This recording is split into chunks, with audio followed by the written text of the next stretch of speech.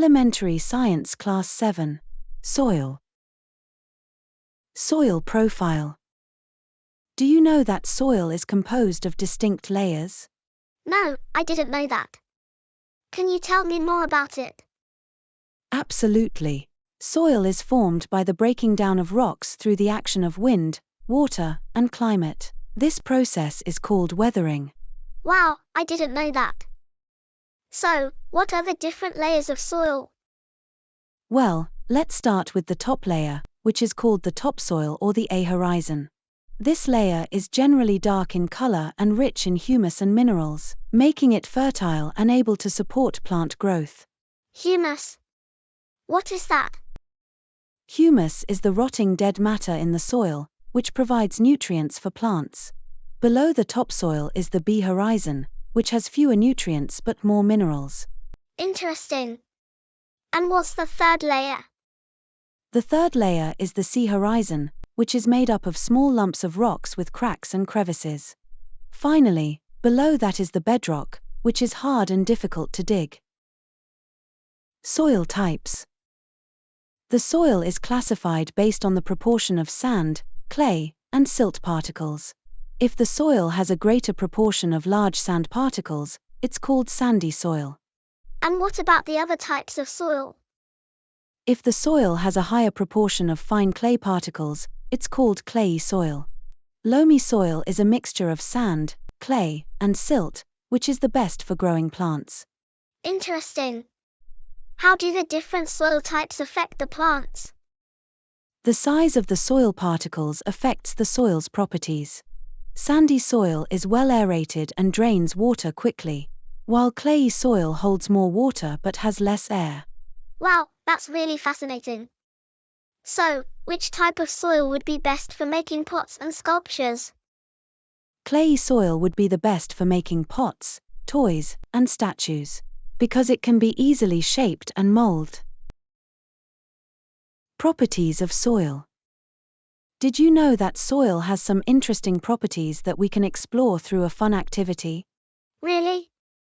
What kind of properties?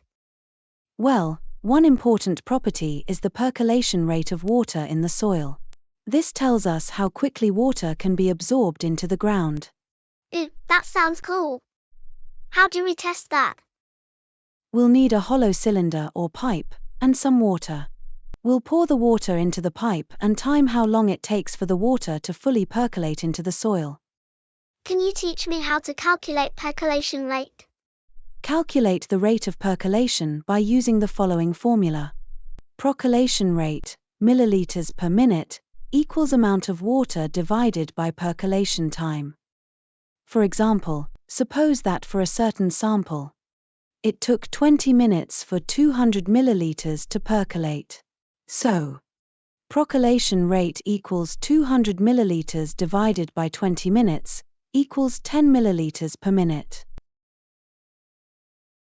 Absorption of water by soil. Have you ever noticed how the air above a farmland shimmers on a hot summer day? No, I haven't. Why does that happen? It's because of the moisture in the soil. When the soil is heated, the water in it evaporates and rises, creating that shimmering effect. Wow, I didn't know that. How can we observe this process? Let's try an activity. We'll take a boiling tube, put some soil in it, and heat it up.